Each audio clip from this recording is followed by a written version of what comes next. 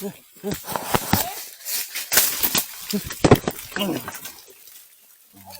อโอ้เรียบร้อยแล้วพ่ายคือว่ายังทุกคนเลยมาแล้วทุกคนมาแล้วนี่ว่า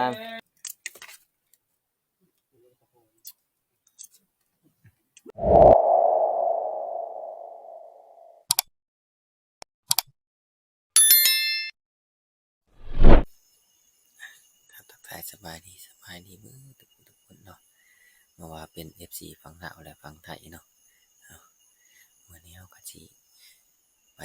ไต่ตากับผ่านมองคือเขาไปดุนกันทุกคนว่าคำขึ้นนี่ว่าสิมานยังนี่เนาะผ่านมองไปก่อนเลยมาสวมแดงในผ่านกับพอได้ทุกคนเลย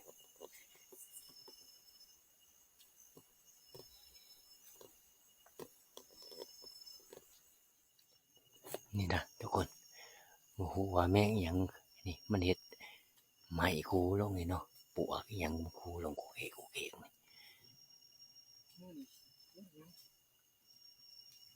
มันชิ้นที่ว้ยชิ้นใหญ่อยู่แล้วนี่เพิ่นเบิ่งแม่งยังคูปวกเอาก็คือพาน้องเพิ่นสิขึ้นน้ำทุกคนเลยเนาะเอาบ่ฮู้ว่าเป็นตัวอีหยัง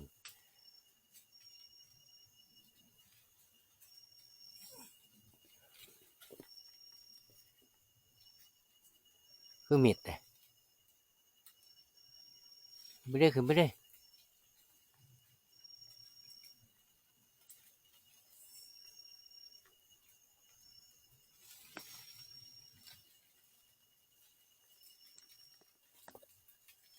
คือมิดเสียงเลยมาไปต้นไม้ยังไงที่เนาะ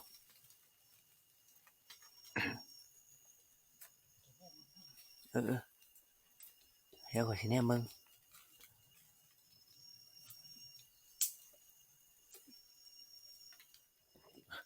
ในพานเราคิดว่าอีหยังทุกคนเลย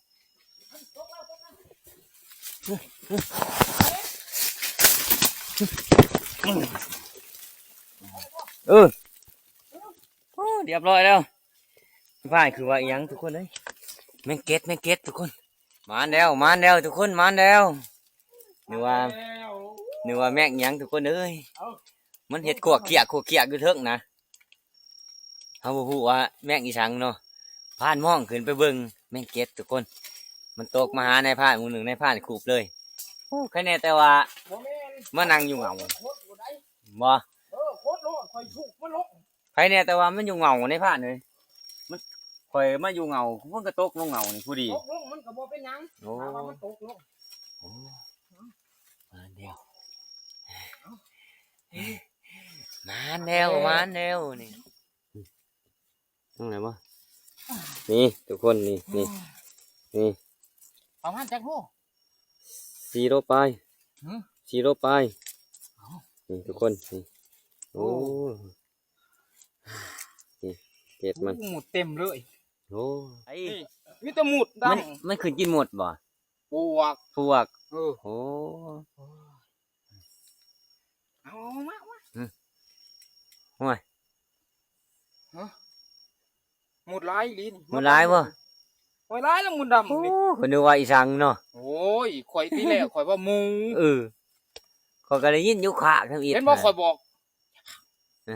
โอ้ข่อยบอกข่อยแล่นใช่เอาเมื่อทับได้ป่ะเมื่อทับบ่ง่ายว่ะไปฉันทุกคนจะได้เมื่อทับแล้วบัดนี้เพราะว่าห้ามานเลยมันไม่เก็ตทุกคนนี่โอ้นักทุกคนนักโอ้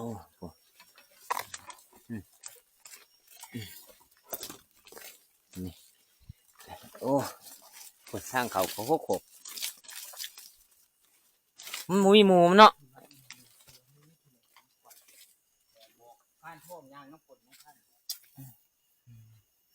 นี่จะหมดลายเนาะทุกคนเนาะก็คือตัวนี้เฮากับสีบริทายทุกคนเห็นจ้านะทุกคนเนาะเพราะว่าในช่วงนี้ฮัน AI มันเชียงคัดขนาดทุกคนเลยเนาะขอโทษขออภัยกับทุกคนเนาะที่บ่ได้ให้ทุก กคนเห็นสัตว์เนาะตอนนี้เนาะไปวันนี้เฮาก็สิกลับทับเฮาแล้ววันนี้เนาะเพราะว่าเฮามาเหาะบ่พอสองหลักนะเฮาก็มานเนี่ยเนาะมานกะมานแมงเก็ดนั่นแหละเฮาสิกลับทับเฮาคือเก่าบัดนี้เฮาสิไปว่ากันใหม่อยู่ทับพุ่นแหละตอนนี้เฮาก็มาฮอดทับแล้วทุกคนเลยเนาะคอยขึ้นไปเห็นที่แล้วบ่เห็นแล้วมึงขึ้นไปเหี้ยเห็นเกล็ดได้ยังไง คือเก่าดุดตัวนั้นประมาณเบิ่งเพราะว่ากิโลปลายอย่าเข้าหาป่าเลยแล้วเว้ยกิโลปลายอย่าเข้าหาแล้วก็สิพักผ่อนก่อนจะเข้านึงจะสิออกสายตาต่อทุกคนเลยเนาะตั้งได้งามดีเพราะว่านี่มันก็กำลังเก่ามุพุ่นแหละตีหนึ่งพุ่นจะสิออกรัดแจ้งเลยบัดนี้พอหมูไปหาทับเอาหมูเลยบัดนี้ช่วงนี้มันยังดมอยู่ไปบ่ได้ดอกทุกคนเลยไปพ่อก็ซำใดมันไปซื่อคือในผ่านพ่อบางคำหั่นแหละซำใดมันไปซื่อคันนั่งโพกคันคือว่าสมบูรณ์คันดมแนว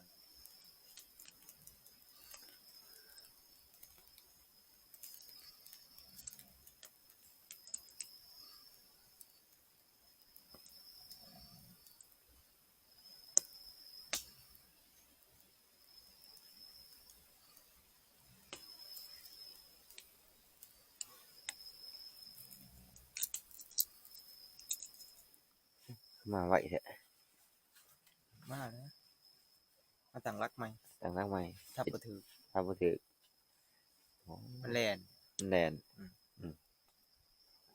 นี่ก็กำลังว่าสิออกไปจะกินกาแฟบ่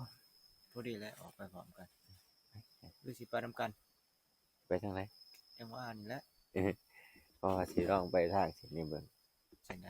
เนี่ยเส้นบนแยกบนนี้มันสิต้องห้องสิมาพี่บัดนี้เขาก็ออกลัดเสาต่อทุกคนเลยเนาะตอนนี้เวลาที่3เลยผ่านมองเพิ่นไปก่อนเลยเนาะส่วนผ่านนี่เพิ่นก็มาเบิ่งนึงนี่แหละเพิ่นก็สิไปกับในผ่านอีกไปแยกกันอยู่พุ่นเนี่ยเครื่องทางพุ่นว่าแบ่งไปมื้อนี้ไปมันเด้ผ่านนี่ก็ไปทางนึงในผ่านไปทางนึงเนาะผ่านมองก็ไปอีกทางนึง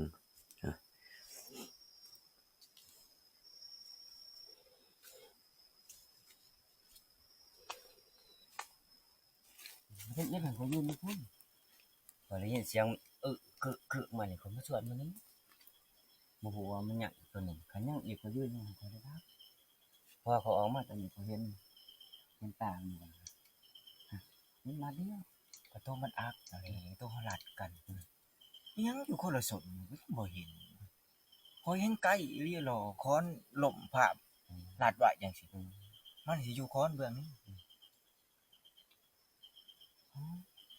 เขาไปสวนนัดทางนี้ที่กันมันถือแล้วมาสอนกันเพราะว่าสิมันว่าคิดว่ามันสิไปพุ่นเขาหาทางไปพุ่นเห็นแต่ตาบาดเดียวตอนเขาไฟหับกันตัวมันตื่นหมูใหญ่ตัวไงตัวใหญ่ตัวหมูเถาะตัวมันตื่นคอยทำอิฐคอยจอเขาพุ่งโพดบกมันกินบกง่ายเนาะเป็นถ้าว่าพอคิดว่าถ้าว่าย่ำมื้อแลงหรือว่าย่ำมื้อเช้าเขามีโอกาสได้ทับลายของย่ำมื้อคืนมันเขายากตอนค่ำผมกินอาหารหวานผมกินเดียวกัน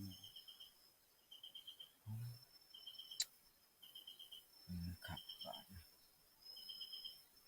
ไปไหมบ่ไปยังไงไปนำกันเลยบ่หรือสิแยกทางแยกเนาะแฉะมันจักมุ้ง4 แล้วบ่4 มุ้งไปเอาไหมเพราะว่าจะเว้นทับจะเกลือทุกคนเกือบเลยทับบักเบอร์ใหญ่วงหนึ่งที่แรกในผ่านเห็นตามันบาทหนึ่งเนาะมันก็ซื้อกับในผ่านเหี่ยงในผ่านก็บาทเดียวเนี่ยก็ยังหาหลัดกับเบอร์เห็นอยู่ทุกคนส่วนหลัดมันก็กลับมาทางนี้ไปเลยมันตอนนี้เขาก็เลยแยกกับผ่านเหี่ยงเนี่ยทุกคน พอตอนนี้ก็ตีสี่แล้วก็เลยแยกกันไปคนนี้ไปสุดเส้นทางนี่เราจังสิกลับมาคืนทุกคนเพราะว่าเส้นทางเส้นนี้เราก็บ่เคยไปเคยมานะนี่เรากำลังสิไปครั้งแรกนี่ทุกคนเลย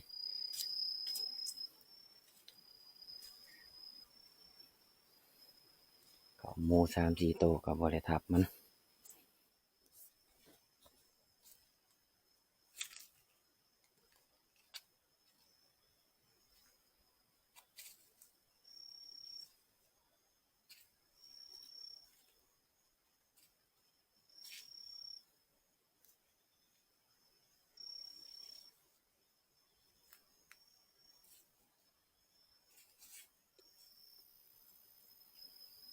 ตอนนี้เราก็มาหอบจุดทางเลยทุกคนเลย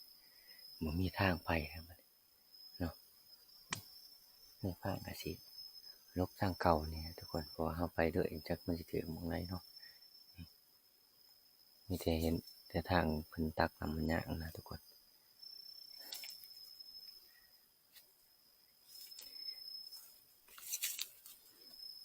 อยู่ในมันต้นบางบกมันกินจนสิเบิดนะทุกคนเขากินแต่หัวค่ำผ่านมารัดแจงบ่ทันมันออกก่อนบ่พอยังทุกคนเลยมาเนี่ยสิกลับทับเอากันมาเลยโอ้รอจนแจงเลยบ่ได้นอนจักดีเลยทุกคน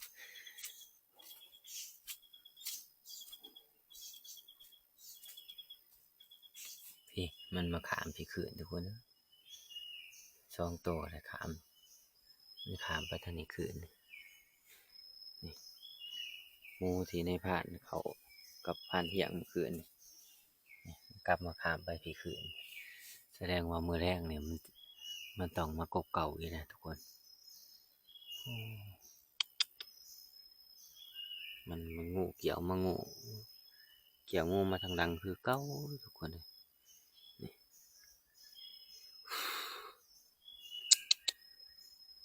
จับบิดจับวางกันตอนนี้เขากะมาหอทับเลยทุกคนเลยวันหน้าเพิ่นก็ยังบ่ทันได้ไปยามด่างครับเย็นกับด่างเนาะ ใช้สัมพยจอยโอ้อันนี้เฮานี่บ่ติงพอดีเลยเนาะ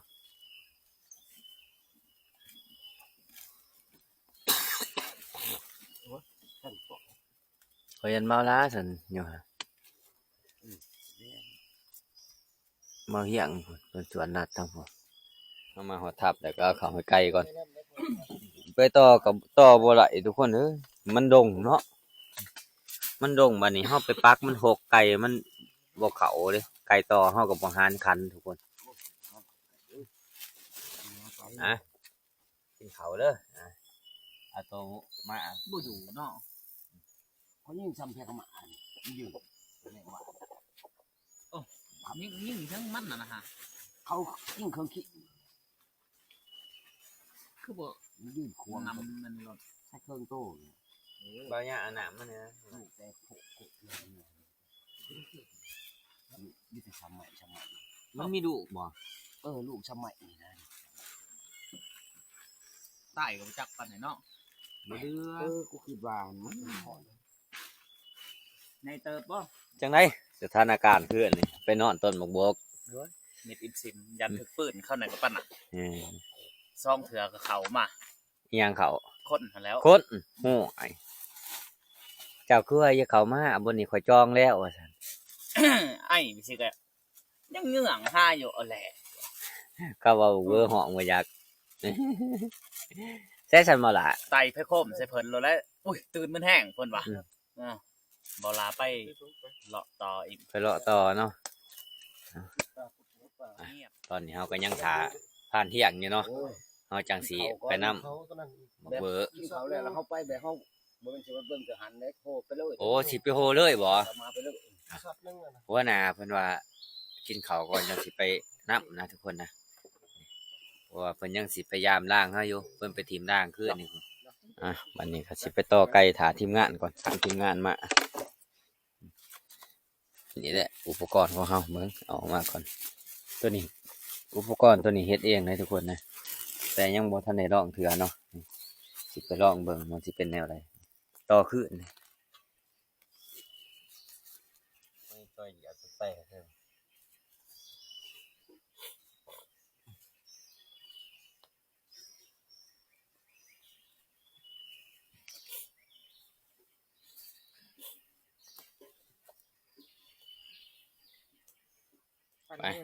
ไปหอดใช้ สามทีมงานมาขอบ่พอเขาลงมุกจ้องขึ้นไปสุดทางเลย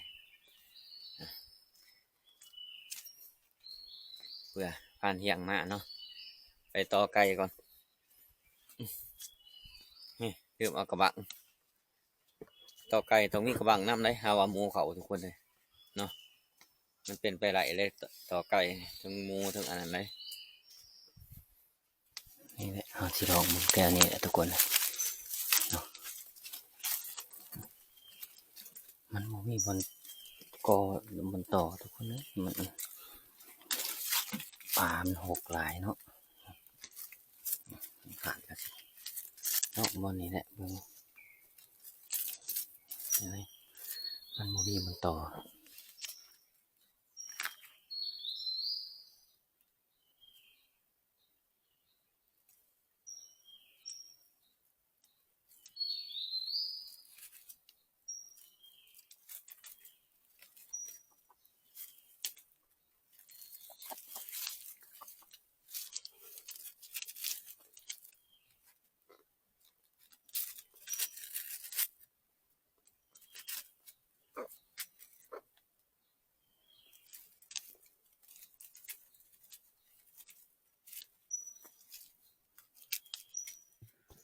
ไก่ยาวย้อนทุกคน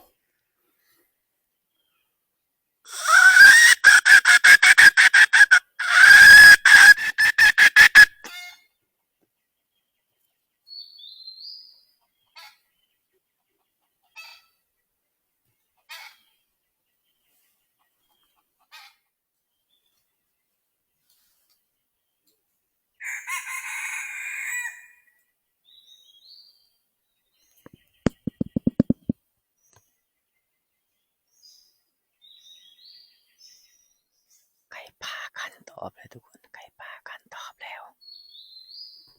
ไก่ป่ากันอยู่นี่ไก่ไก่เอามันเป็นไก่ใหม่นี่นะทุกคนไก่เอากันตอบแล้ววันนี้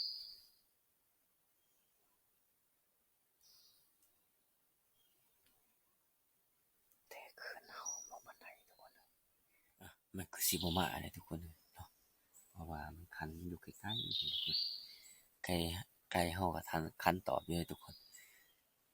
แต่ไก่ปลามันบ่เข้ามาเนาะเดี๋ยวว่ามันหกโปะเนาะยังไงเนาะเดี๋ยวว่าเบิ่นหาเอาเนาะทุกคน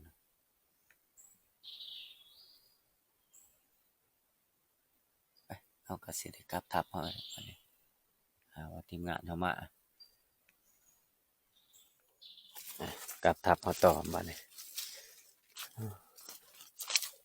รีบเข้าแล้วบัดนี้ตอนนี้เวลา8:00 นเลยทุกคนเห็นแต่ห้อยหมูบ่เห็นโตมันจักมันออกกินตอนไหนก็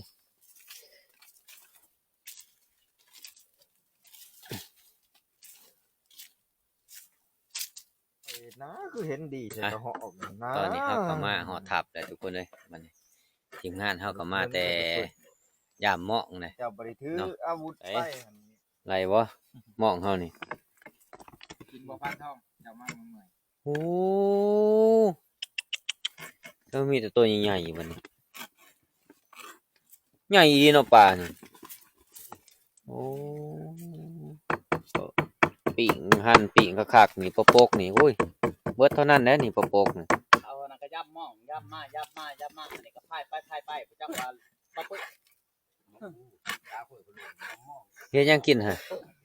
สิขันเอาขันแล้วก็สิเป็นก้อยนั่นแหละ โอ้ สิ สิก้อยเนาะปลายังปลาตองบ่ปลายัง ปลาต้อ อืม ปลาร่วมมิดแล้วนี่ ปลาโลเม็ดก้อยปลาโลเม็ดโอ้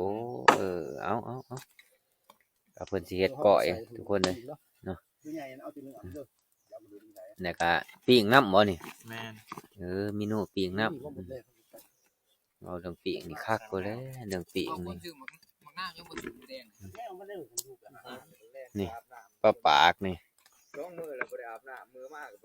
ปิ้งก็คักนี่ปลาปกปิ้งเด้อปลาปกเด้อ เป็นหยังเจ้าจังบ่อาบ ปลาปกปาน ย้อนย่านกินผู้ โอ้ สาว คักเลยบ่ได้ใส่ขี้มาเหาะได้จังเห็นนี่นะนี่ นี่ นี่ แต่ว่ามันว่าเอาจังเห็นมันจึงไก่กองไผ่ โอ้ยจะแม่นมารแท้ ขึ้นจนเมื่อยเก็บ เขามารหมู่มารอันนี้จะมามารแม่งอันนี้เอ้ย จะบ่ คานแข็งผูก มัน นั่งอยู่ได้เลยมื้อฮะ ใจ ได้ฮะ ค่อยพ่ออยู่ในดงตัวนี้ เริ่มตัวใด หมูทอกตัวเดียวโคบกเปาะ เริ่มตัวใด ชื่อมองเขาเพาะโลดแต่ว่าเขาไปพี่ แฮะ เป็นชื่อน้อย เจอกลับไปเท่านี้บ่ ครับนี่คอยพูนโค้งพูนเขาไปพูนโค้งพี่ โอ้ ขึ้นมาพี่เขาพี่ แล้วมาโขงไก่แท้ เดี๋ยวไปเพาะหมูโคบก หมูโคบกคันนี้มัน ตั้ง ขาม ใจ ไป เขา นี่ คักบ่คักเขาพิดทางมันถือกิน นี่มันขามไปนี่มันเสาอัน อืม หมูทอดตัวเดียวนั่นแหละมื้อแรกมันก็สิมากบอีกบ่ฮะ อาทิตย์ดาไปกลาง คนที่พาจะไปนั่งแล้ง นั่งอยู่ไส เห็นคักแล้ว ให้มันก็คักแน่ โกบกตนนั่นพี่บ่ทองคนบ่เที่ยว มีแต่ม้าเนาะเที่ยว มีแต่ม้าเที่ยว เขาไปขึ้นนี่สุดสายทางเลยบ่พอหยังพอแต่นกเขา เขายังได้ขับเขาเนาะ ฟาดหม้อนี่แหล้วว่าสิไปก่อนหมู่ว่าสิไปเอากะคักทานในหน้าฟาดหม้อปิดได้เพิ่นไปยานเฮาไปนับโอ้ยขี้ทีฮอดวีซ่าไปเนาะ โอ้ยสิกี่ทียังบ่พอกันเนาะว่ากี่ทีวิชาไป แล้วเพิ่นไปก่อนบ่มันก็ออกนางว่าบ่ ว่าว่าหาเส้นนี้ บ่เรื่องปิ้งป้านี่หีบเดียวนี่กินผู้เดียวเบิดเลย บ่เบิด บ่ บ่เบิดกินโลดถ้าเบิดข่อยยอมโลดป้าซำนี้3โตผู้เดียว เบิด ยัง เอา แล้ว พ สิ อ ว่า ๆ ว่า ลงกันมา เจ้า แล้วสิว่ากระดูกนั่นเด้ บอกปี ว่า ป้า ไปเว้าเรื่องการพนันบ่เบิดข่อยก็คุ้มกินมันเบิดคงข่อยอยากได้เนาะลงกินคุ้ยจังไงเจ้ากินคุ้ยลงเอาหน้า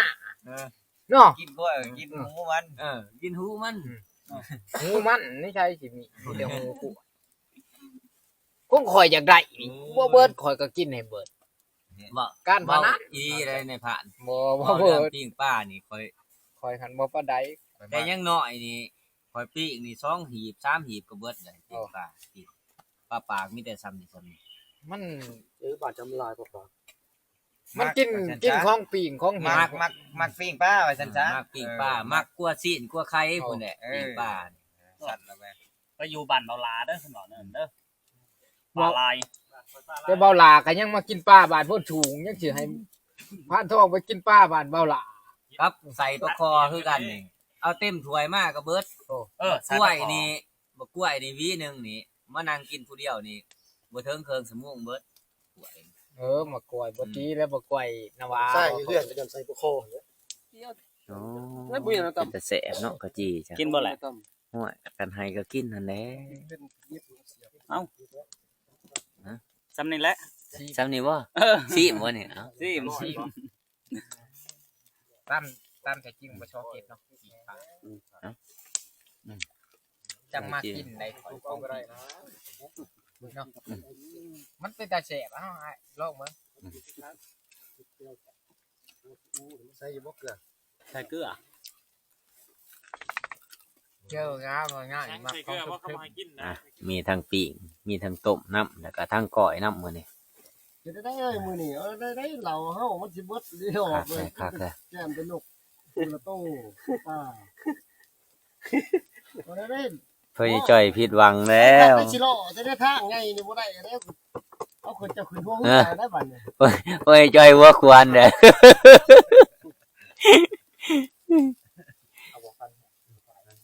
กินข้าวแล้วจังไป กินบ่ได้แต่พอ กูเบิ่นโอ้ยมือข่อยไปทมมีแนมหมดนี่ เนี่ยยูทูบเบอร์ว่าอยากเขาแห้งไปเที่ยวเลยสั่งอาหารเนี่ยไม่ถ่ายคลิปเลยถึงนี้เพราะว่าถือลูกโต โอ้คัก เป็น เลย คลิปหนึ่ง โอ้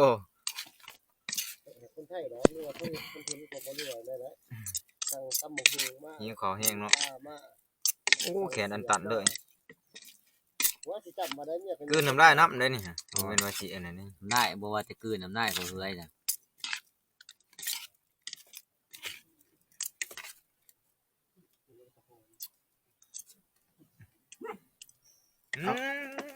บ่ เอาให้หุ้ยเนี่ย เป็นว่ากลางค่าเคาะแซ่บจนอยากจะลองนี่ปิ่งปลาแซ่บๆนี่โอ้ย คอยติดใหม่ อ้าวปิ่งปลา กินแล้วก็สอบ โอ้คมได้เดืองเลยว่ะคักตัวนี้จองเลยนี่ตัวนี้จองนี่ ก็ใส่ละลายเถอะ ผมคัก น้ำปลาน้ำปลา ใช้ใส่นี่เลยเนาะปิ่งปลา เอา เนาะ มุมนี่ก่อนมุมเห็นการแต่งอยู่พวกกินพวกลงเป็นยัง เนี่ย ยังไม่พ่ายนี่เลยเอาไหมชี้ไพ่ขึ้นมาช่วง ตัวเราบอก มีแต่อยากเลยมันโอเคขายมาพี่เนาะมาขับ แบบมา แจวบ่ โอ้ยตัวถากนี่ก็ได้มาอยู่อีหยังนี่มองผ้าเขานี่นะ ก่อย ว่าจะขึ้นแล้วเราจะพอ มาน้ำไผเลยนี่มาน้ำพันหมองที่แท้นี่ มาน้ำพันเบื้องหันไปเลยไก่ ฮะมาทุกคนกินข้าวนำกันกินข้าวเช้ามื้อนี้อาหารเฮาก็มีทั้งก้อยเนาะทั้งต้มแล้วก็ทั้งปิ้งนะทุกคน เดียวก็ยังหาบ่กุมปากตัว ปิ้งปลาโอ้คักเลยปิ้งปลาทุกคนเอ้ยปิ้งดิบก็มีคักอยู่ดีใช่เปล่า เบิ่งก้อยนี่ในพานบ่ปานใดนะก้อยนี่พี่ปิ้งปลาพี่มักที่สุด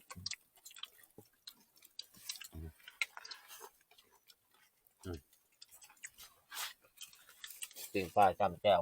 เบิ่งฮะไอ้จำหมกตัวนี่คัก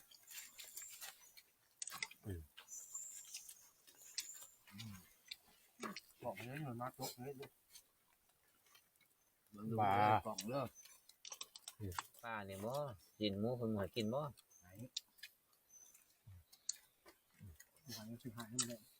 พอจะเป็นหางเลย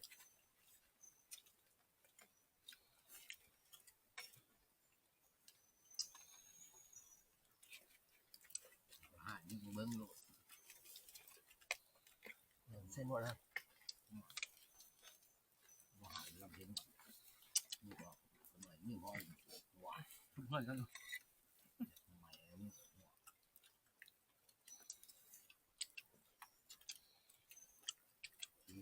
มาแล้วคือสีมันเบิด พวกขี้มันคมอีกเนาะเนี่ยบ่ให้ผมคมผ่าน ข้าบ่จัง ทางครบมอ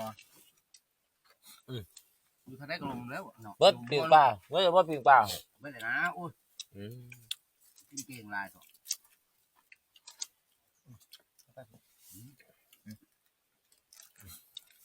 คักปิ้งปลาเอาเนี่ยเอาหนามันยิงเนาะ หมดยิ่งครับ คัก มีตัวใหญ่ได้ถือ ลองปีกายนี่ขอพายกับพายเนาะพานมองเนาะพานมองเนาะ ใส่อยู่ในตีนบ้าผักก็ดี นี่จะตัวใหญ่ป่ะ อยู่วันดาวจุดฉันไปจนนอนข้าวหัว มองหาเส้นกระดับต้นเนาะ ตะกี้หันขอบ่ท่าอันนี้อันขึ้นนี่เบิ้งเพิ่นมาโตเพื่อเฮืออะไรขอสิเฮ็ด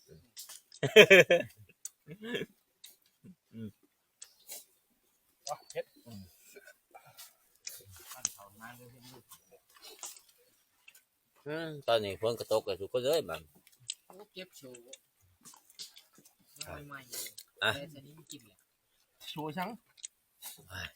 โชว์ตัดบ่ได้โชว์ อ่ะคลิปวิดีโอนี่ก็บ่มีหยังไงทุกคนในพานก็สิขอปิดคลิปไปซั่นเนาะรอติดตามคลิปวิดีโอหน้านะ